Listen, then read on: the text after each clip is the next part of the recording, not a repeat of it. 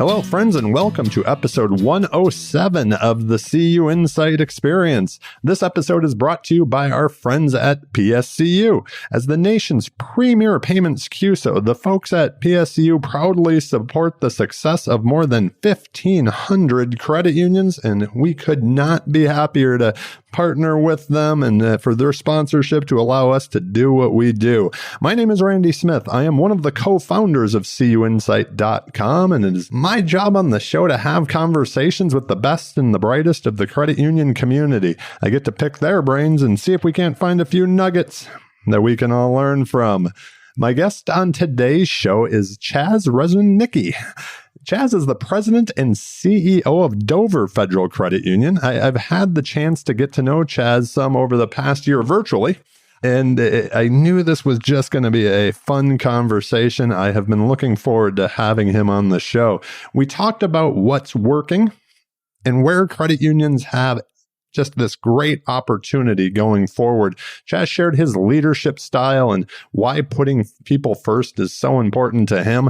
No surprise if we're talking about putting people first, we also talked about the importance of DEI for our teams, for our credit unions, and for our community overall, the greater good. I really enjoyed this conversation and the part of it about his journey to the CEO chair. He is right up there with a few other guests who found credit unions at a very young age and never looked back. As always, we had some fun with the rapid fire questions to wrap up the show. Who is that person that came to mind when I put Chaz on the spot when he heard the word success? What's he been reading? What is something that he actually is glad that he didn't say no to, that he never thought he would have liked? This conversation was a ton of fun. You'll have to listen to find out all of that. So with that, I give you my conversation with Chaz. Enjoy.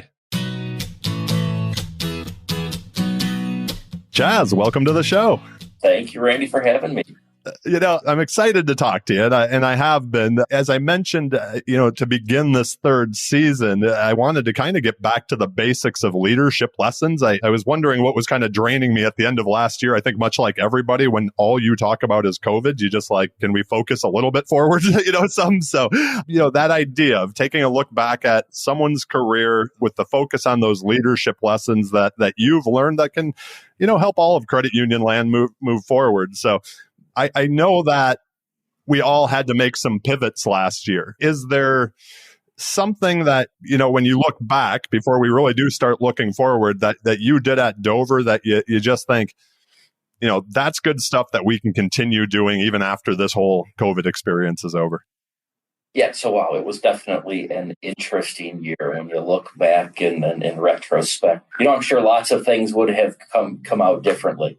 The things that really worked well for us were, number one, working from home. At the same time, I think it's time to make some adjustments in the work from home space as we make it a more permanent part of our future. Working from home has worked remarkably well for us. But at the same time, it has been different for the people cultural aspect of the business. We are a very people cultural run business. So in some aspects, it's been hard to maintain that culture when everybody is home. But going forward, we really plan on taking a hybrid approach based on what works for individuals. And that hybrid approach probably isn't going to be a one-size-fits-all, because what else has become very apparent is what works for some people in work from home space does not work from others. Some people want to work from home. Some people have no interest in working from home. Some people just want to work at home once in a while. So we're really trying to work through where we can come up with some individual things that work for everybody. That brings up an interesting question. And, you and I have gotten to spend some time together, Zoom, virtually over the past year. And I know it's been a big conversation, but that idea of that hybrid approach, from a Dover perspective, what are you feeling? Is it 50% of people or most people want? I feel like I keep hearing that people love the idea of having the option to, but they really almost want to be able to, also go to the office and get out of the house, right? They don't necessarily want to take the option, but they want the option. So I think, in my head at this point, we've kind of just started having some initial conversations. I think we'll probably have 3 programs that you can essentially pick from. And one is don't work from home at all. All right. And that's because you're choosing to. Number 2 is don't work from home at all because not everybody is meant to work from home and some people just aren't able to do the job. And then the next set is going to be work from home part of the time. And that will likely be 3 days a week is what I'm thinking. 40% in the office, 60% at home. We have had remote work employees for a long time. We have employees in 5 or 6 different states that we've had for several years now. So remote work was not 100% new to us. I know it is to a lot of organizations, but it really wasn't to us. So we were able to pivot pretty well. But I would imagine that remote work will forever be part of our culture. We need to, figure out how exactly that will work. So a question for you as we start to look forward. Any hacks for the leader out there who's trying to think what the credit union is going to look like a year from now, 3 years from now, a decade from now? Yeah, so flip a coin is where I would start. A couple points that I'll make there. 3 years and 10 years is, first of all, a big span. So, I'm not exactly sure. But number one, I think there are going to continue to be less and less credit unions with more mergers coming our way. Number 2, I think credit union mergers are going to happen on a larger scale, as we've already seen. It used to be smaller credit unions that merged, and that really isn't the case anymore. So I think we're going to continue seeing that. Number 3, I think credit unions have a unique opportunity that no other industry can offer, in that we are the answer to the lack of financial inclusion in our country. My biggest prayer is over really the next 3 to 10 years that credit unions take the lead in this area and drive financial equity instead of being part of the problem. So what do I think credit unions look like in 3 to 10 years? And that's us really being drivers of financial inclusion and financial equity that our country really needs now more than ever. CEOs and senior executives, if you're out there listening, I'm appealing to you at this point. You have the ability to make a difference now more than ever before. Please join me in recognizing that there is a problem and we do have the ability to be the solution. That is awesome. And I know that is something I'm going to circle back to. I almost started to jump into a really big conversation there, but I'm like, let me hold off a second here. We'll keep people on the hook. So just, kind of thinking blimp level still, like this idea of before the show, you and I were talking about it seems like every week is a pretty interesting week, right? In full, we're recording this on a Friday. With only so much bandwidth, if we constantly feel like we're kind of putting out fires, and I'll be honest, this was something that I kind of was struggling with at the beginning of the year, I think of you as a strategic thinker. You just talked about your future vision for credit unions. How do you make the space? You know what I mean? Like to do that and not just put out the next fire that's probably going to come through your door in 2 minutes, right? So first of all, I will say that I am incredibly blessed to be surrounded by an amazing team that steps in and puts most of the fires out before they get to my office. So I am really lucky there, and it creates time that I can, think strategically. I have to admit that this is something that somewhat comes natural to me, and that might sound somewhat stuffy, but I'm not really a person who gets stressed. And above all else, I am a thinker. I think and I think and I think and I think and I think. My problem isn't really finding the space for deep thought. It's finding the space to turn my brain off, which is really where I struggle. I'm a little odd. I probably get 4 or 5 hours of sleep a night on a good night. It's not unusual for emails to go out to my team starting at 3 o'clock in the morning. I can drive in my car for hours and hours and hours and never turn on the radio and just think and think and think. So I am a person that's just naturally what I do is think things over and over and over again.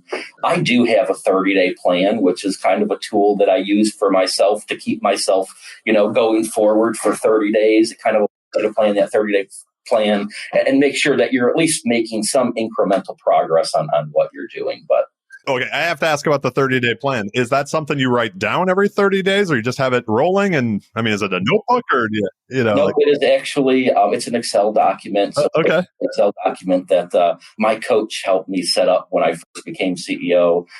That worked really well. I have worked that all down to all of my team does that as well.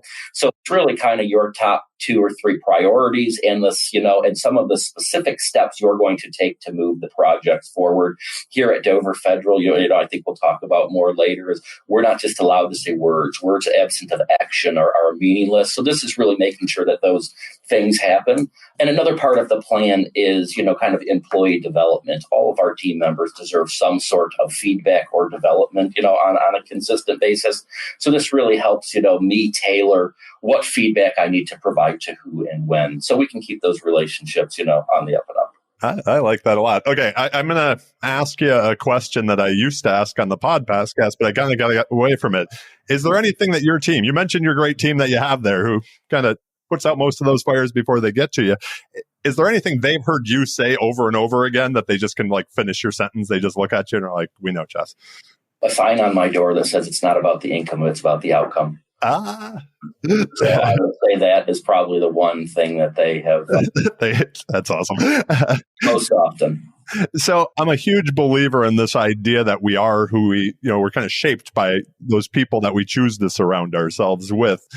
Who does Chaz surround himself with, and how have they helped you along the way to get where you are in your career?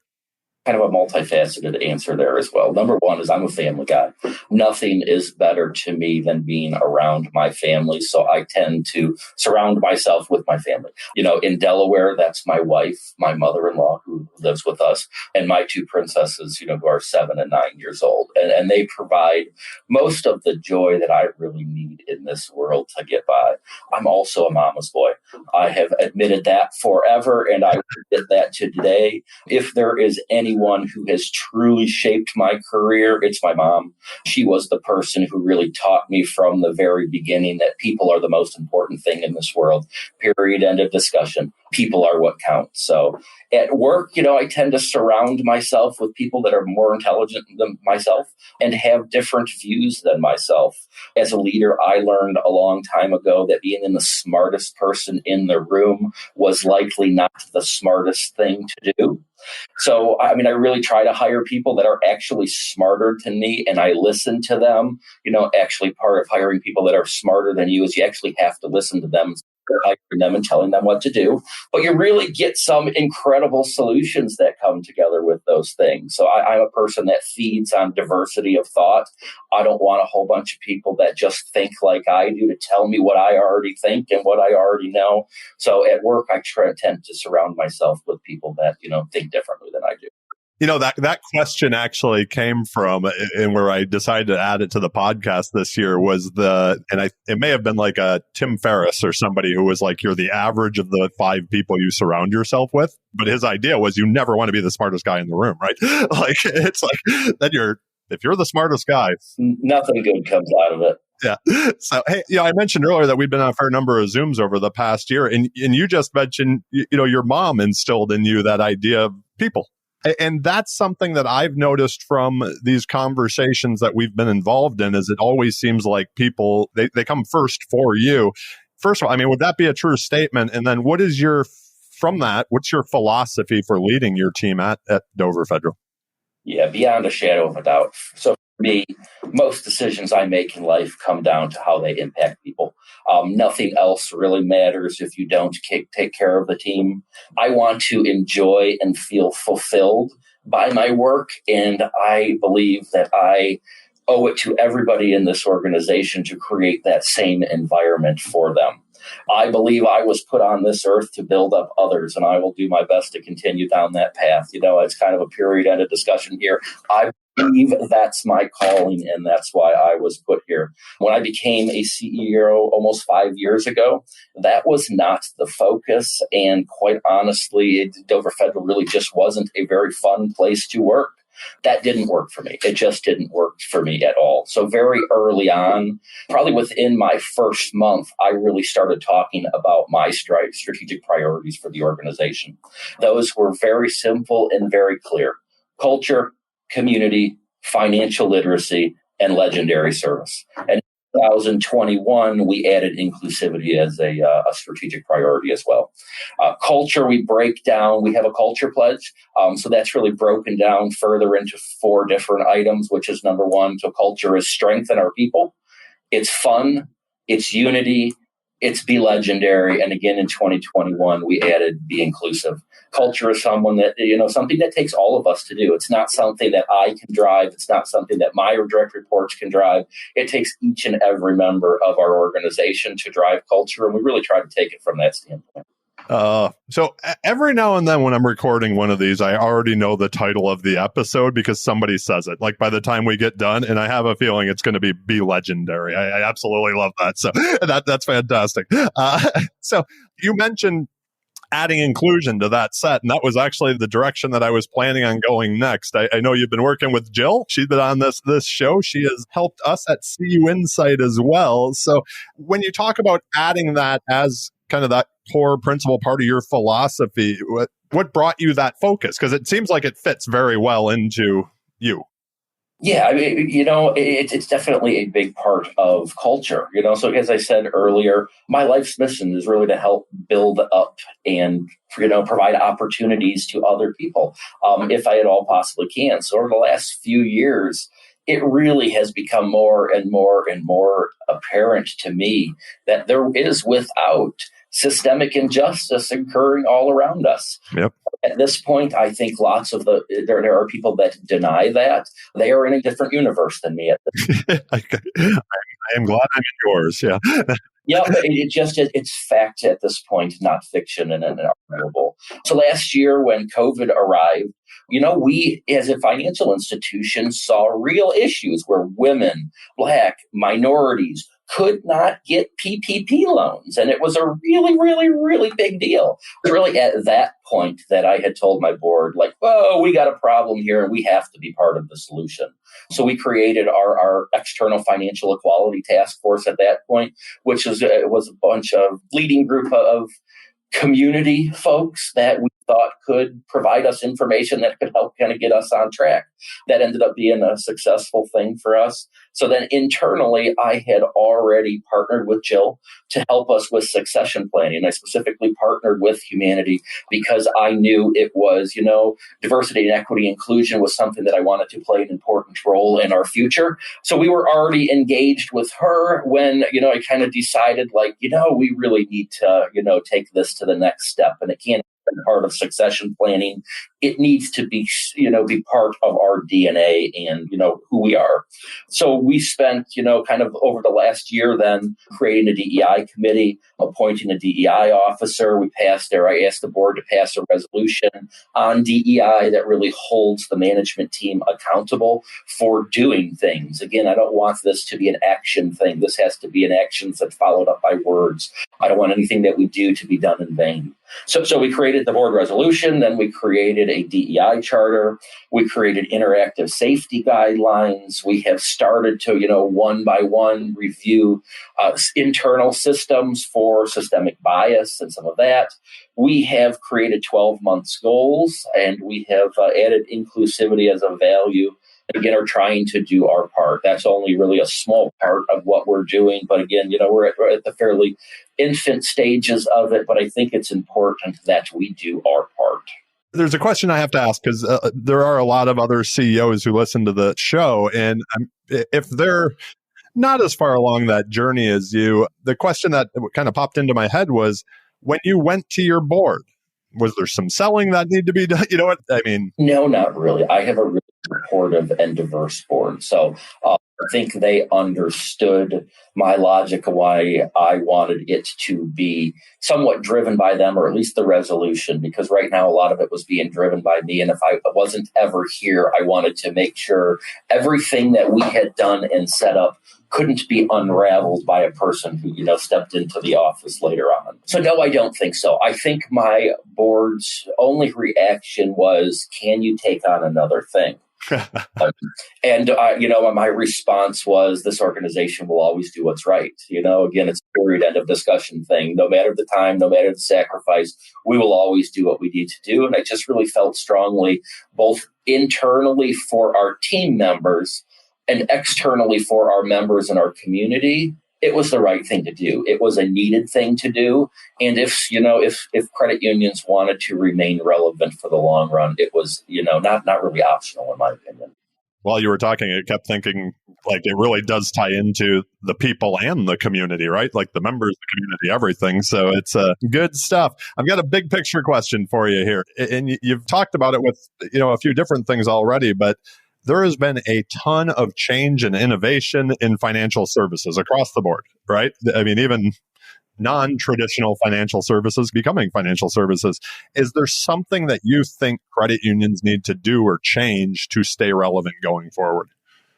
I think there are a couple things, and I think we've really already touched on most of them, but I'll kind of go over them one more time. So first is get on board with technology or be left in the dust.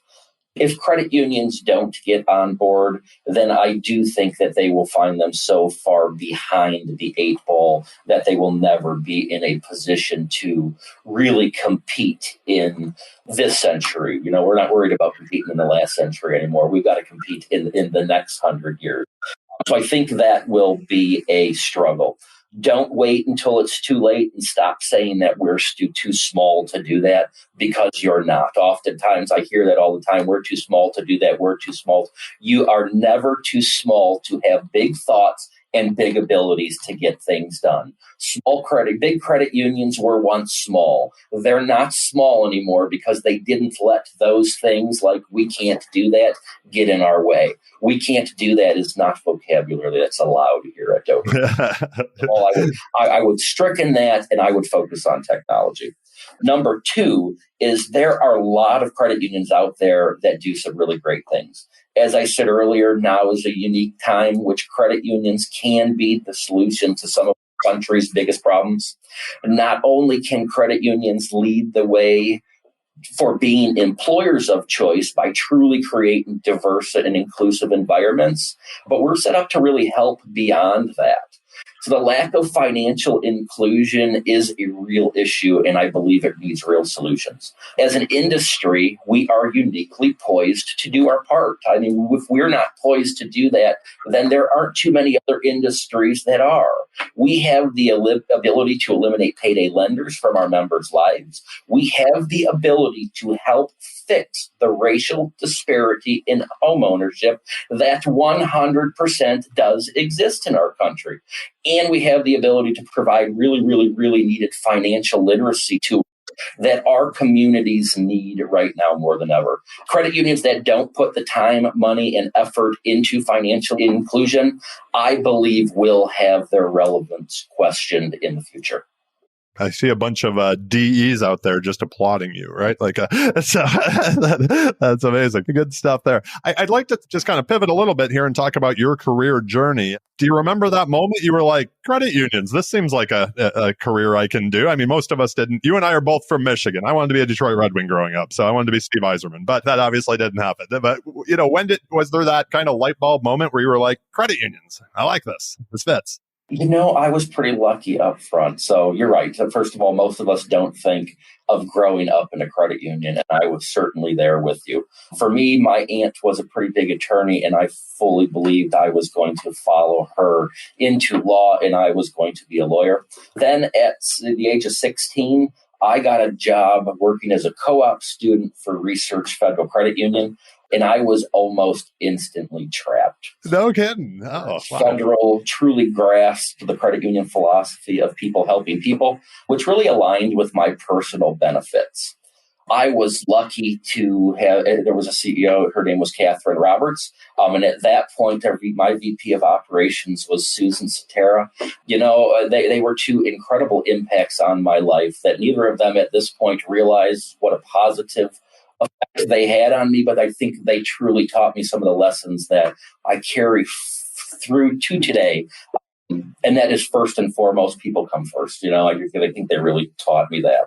At 19, at Research Federal, I took over my first branch. I was there, in that branch about a year, and I was recruited to Parttime Federal, where I took over their call center, lending, collections, and electronic services area. I was in that position for about 5 years, and then I was promoted to Director of Operations, and I took over their branch system. I was in that role for about 7 years, and then I came to Dover, from Michigan to Dover, Delaware, for Dover Federal Credit Union. And I was our VP of Member Services for, just under 2 years. And then at 34, I was promoted to the CEO of the organization. So a couple different things there. I think I know for sure you're the second person who's been on the show. John Pembroke from CUSO also started in credit unions as a intern, and that's pretty cool. So you kind of led right into the next question. When I was doing a little bit of research, just going through your work history, I noticed that you left the other credit union to come to Dover. Did you know that you were going to have the opportunity to be the CEO? Did it look like a good opportunity? So what was I'll give you a two-part question here. What was the motivation to take the gig as the CEO of Dover Federal Credit Union? But also, was that something that you were hoping to accomplish, and did moving help, get to that point? It helped more than I thought it would. I to Dover anticipate it would be the stepping stone to lead me to a CEO position. Okay. I absolutely never believed that I would still be in Dover. It's a great place, so I'd be here for a while. I did not see things working out the way that they worked out. I joined the credit union, and there were some issues that I didn't really intend on facing. And then shortly after that, the former CEO retired. And at that point, the interview process started. And I hadn't put my hat in the ringer, and some board members came to me and said, they thought it would be a good idea. Okay. And then from that point, each and every one of my colleagues came to me and went to the board and said, this is the guy for the job. So I really, I'm going to say I went into it going, I'm not really sure I'm the guy for the job, but, after some good conversations and the team kind of, I felt like they had my back. I felt like the board had my back. So when I actually got the job, I said, yeah, you know what, we can do this.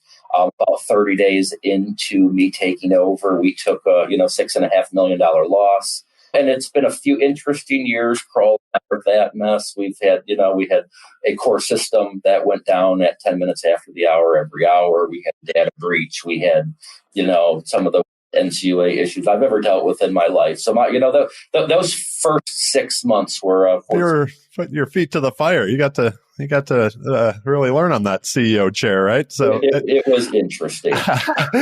Let me ask you this: from becoming, you get the CEO office, right? Has the inspiration changed at all for you once you became the leader of the organization? So I would say that no, not really. Okay. People, as we've chatted about earlier, my driver in life. Has my inspiration changed? No, not really. But I tell you, this is the job everybody wants until they have it. And then right. What can I do? Maybe this is not as fun as I thought it was going to be. At that point, you have lots of conversation with yourself on how it's not always fun. But in the end, my inspiration really hasn't changed. People were then and continue to be my primary focus and inspiration. I think as long as we continue to keep our eye on the needs of people, we'll be in pretty good shape. You know what? Okay, that leads perfectly into this next question. In credit unions, at least I've found over my career, it's not really tough to find purpose. But what do you do to make sure? I mean, you've been very clear. I don't think anybody listening would not realize what drives you. So how do you make sure that you're, living within that purpose, both professionally at the credit union, but also, personally as well? I would say two main things really drive that for me. Number one is lead by example. Gone are the days with managers or senior managers can sit in their ivory towers and think everybody else needs to accomplish anything, and they don't really need to accomplish anything. I try to live my expectations out instead of just setting my expectations for everybody else and letting them achieve them. Their expectations that should apply to me as well. So again, I try to lead by example and follow the expectations that I set for everybody else. Number two is action over words. Empty words that are not followed up by action are useless, in my opinion.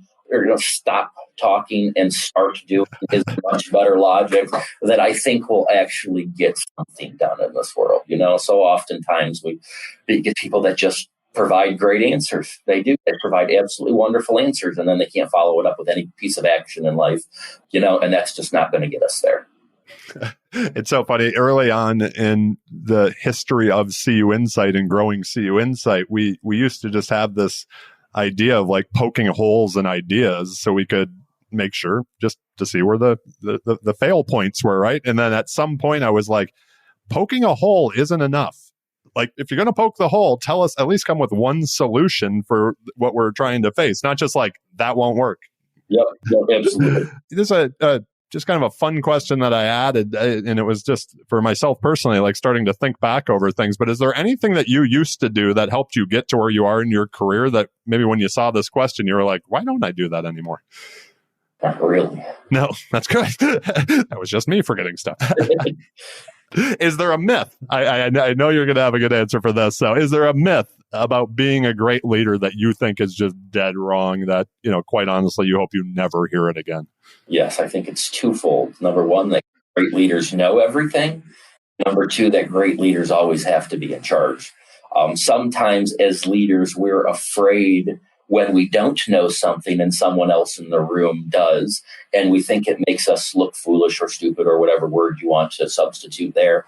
I know what I know and I know what I don't know, and I'm not afraid to admit it. So I think for me, it makes me much more comfortable. Again, sometimes we're afraid to sit back and let other team members take charge. Great leaders are not the smartest, the most dominant, or the vocal person in the room, and they really want diverse opinions. So a person that has all the answers is likely a great leader to themselves and only themselves. I love that. Outside of credit unions, you mentioned finding that space to think is not the issue. The issue is sometimes shutting it down. What do you do to unwind or recharge? And what does that, you talked about your family. What does that work-life integration look like to you? Yeah, so family is definitely where it starts. I spend as much time as I possibly can with my family when I can. Our hobbies are camping and boating. We love both. And, starting next weekend, actually, the camper comes out. And, the boat is, a month or so behind that. But we spend a lot of time camping when we can. Again, I said I kind of struggle with turning my brain off. And when we're just out and looking at the sky and there's trees and there's a bonfire, I feel like I'm millions of miles away and I can actually shut my brain down. So we take that time as much as we possibly can. I understand that also. I used to have to get in the car and drive out of town just to shut my brain off at times. Like when we were first building CUInsight, I'm like, okay, it's enough. I got to do something. I lived in Greenville, South Carolina at the time, and there were multiple times that I drove to the coast 3 hours away, stared at the ocean for a minute and drove back. So it was just to shut off the brain a little bit. It wouldn't be the CUInsight Experience podcast without some rapid fire questions. The questions are rapid, but your answers don't have to be. What is something that you said no to in your career that you're just really glad you did? Camping. My wife wanted me to go camping. She wanted me to be around dirts and bugs and that stuff. And I'm going to start a fire. I'm used to hotels. And it has really been the most incredible thing in our life. We really started 5 or 6 years ago. And it has been something that I will never, ever, ever give up. But it was something that was no, I'm good with bugs. So that's so cool. I would have thought growing up in Michigan, boats and camping seems like what we all did, right? So this was something that you started later. That's pretty cool. So what were you like in high school? And did you get into any memorable trouble that you're willing to share with us? I really didn't. I was a pretty good student in high school. Nothing crazy for me. Just like now, I've always kind of been a workhorse. I worked 2 or 3 jobs from the time I was 16 till the time I was, 25 or so. Yeah. Never really loved school, but was an okay student who got okay grades.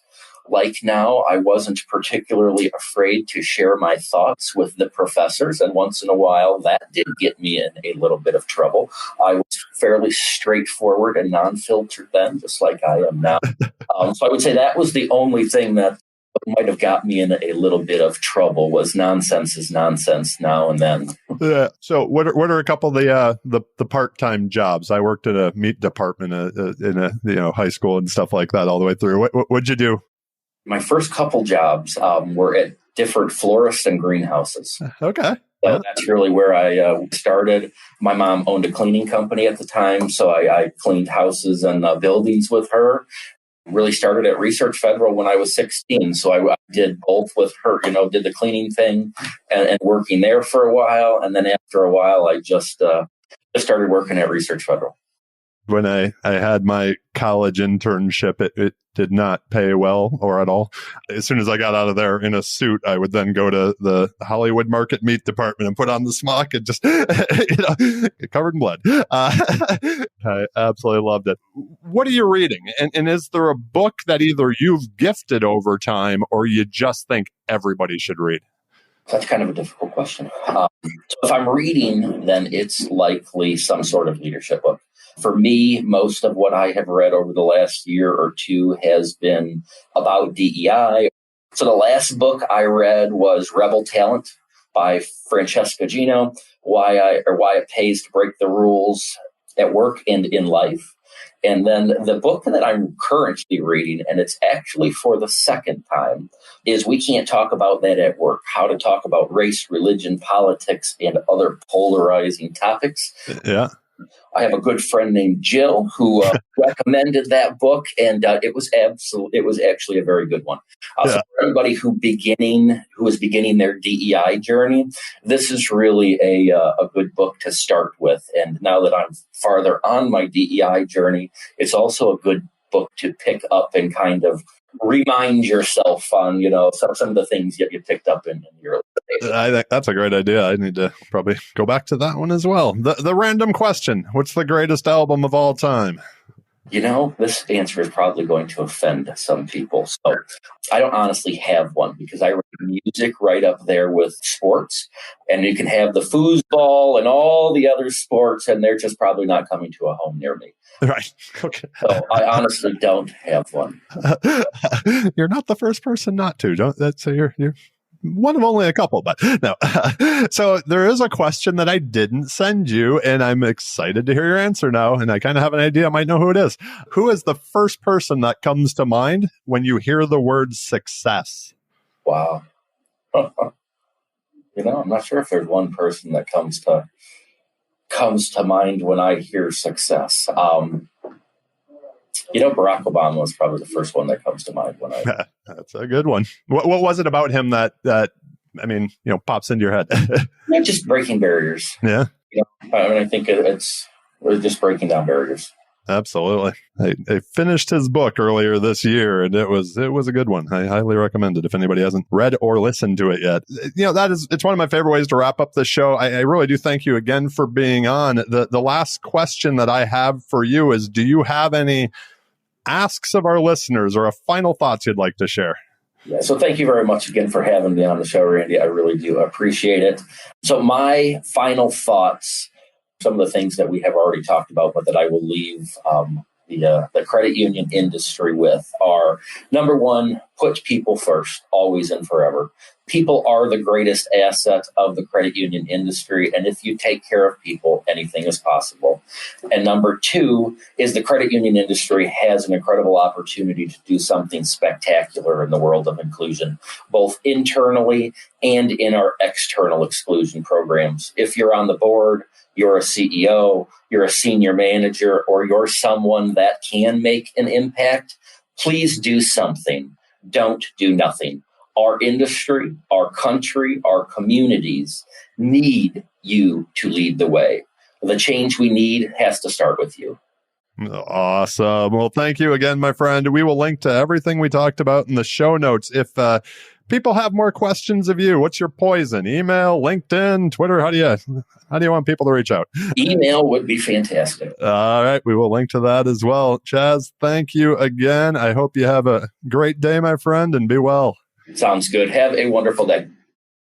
Before we go, I just would like to take a moment to thank all of you, our listeners, Thank you for listening to us today. And once again, to take some time to thank Chaz for taking the time out of his busy schedule to share his experiences with all of us. And a big thank you again to our sponsor, PSCU. Our friends at PSCU have been a longtime partner and supporters of ours. So please make sure to click on their link in the show notes and give them some love. See everything they have going on to help the credit union community. Two last things. Don't forget to subscribe on your favorite podcast player, Apple, Spotify, Stitcher, iHeartRadio, Amazon Now. And also, if you need a book recommendation, the CUInsight Experience podcast book list. Thank you all again for listening and have a great day. Be well, friends.